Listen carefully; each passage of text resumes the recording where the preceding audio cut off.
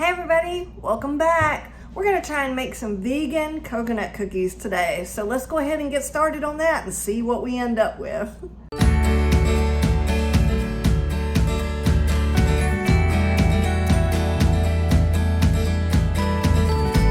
The first thing we're gonna do is get our oven preheated at 350 degrees. We're gonna sift together our flour, which is 2.5 cups of just regular flour. Go ahead and put that in. And then we're gonna put our baking soda in, which is 1 teaspoon of baking soda. Put that in, make sure we get everything. 3/4 of a teaspoon of salt.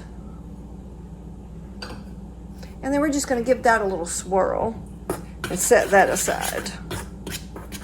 Okay. That'll come in later. All right, so in our big bowl, we're gonna put our butter in, which we have our 1 cup of vegan butter. We're just gonna drop that in there. Even though my butter's been sitting at room temperature, I'm still gonna give it a little bit of a, chop it up a little bit. And we're gonna just beat this on medium speed until it gets it kind of creamy for about 3 minutes. So the next thing we want to do is add our brown sugar, which we have 3/4 of a cup of brown sugar. And then we're going to add our 3/4 of a cup of granulated sugar. Have some nice sweet cookies. And then we're going to mix that up for about 3 minutes on medium speed to get it all mixed in pretty. Isn't that gorgeous? It almost looks like we made whipped cream. So the next thing we want to do is put our eggs in, but since we're making this vegan, we're going to use our unsweetened applesauce. No sponsorship here, but I'd love it. It says 2 eggs, which 2 eggs equals 1 of these 4-ounce containers. So I'm going to just drop that right in there. Make sure I get it on. And then, so we're gonna mix that in real good. All right, now we wanna add in our vanilla extract. It says 1.5 teaspoons, and I like using vanilla bean paste. I just think it tastes better. So again, we're gonna put 1.5 teaspoons.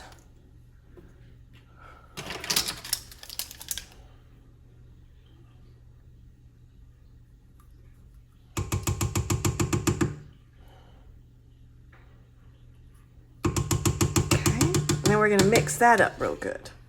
All right, so the next thing we need to do is add in our flour mixture. So we're going to do that, and we're going to put it into our mixture and just get it to where it's combined. We don't want to over mix it.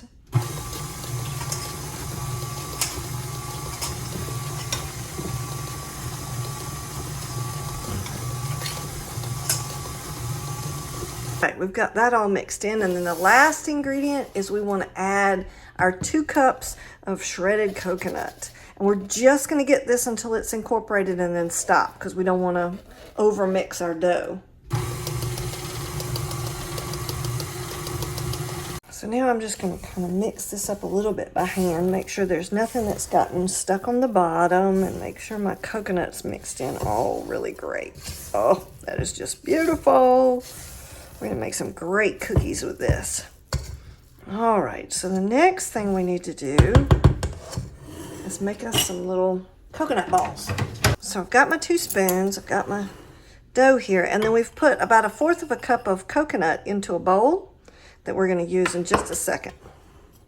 I'm just gonna set this right here so we can see good. All right, and there's my washing machine going.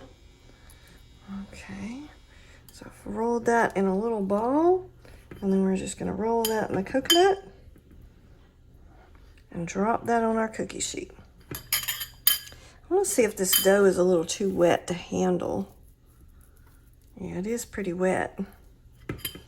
Sometimes with vegan recipes, I have found that sometimes the ingredients are just really wet to start off with. I have made these cookies before, but not make them vegan. So I'm thinking that's why it's a little bit wet. It's like I was telling you a minute ago. Sometimes when I make recipes vegan, they seem to be a little bit wetter. So we're gonna just take that and roll that in the coconut, and then set that on there. The recipe says to kind of flatten the cookies out a little bit because they're not gonna spread a whole lot.